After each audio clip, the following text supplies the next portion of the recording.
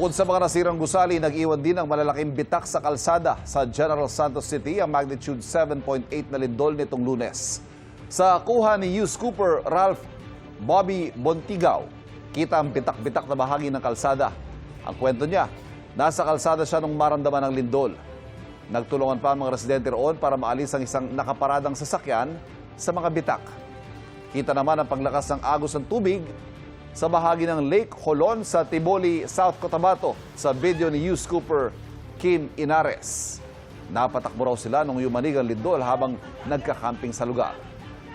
Ayon sa Office of Civil Defense, 45 ang pinakahuling bilang ng mga napaulat na namatay dahil sa lindol.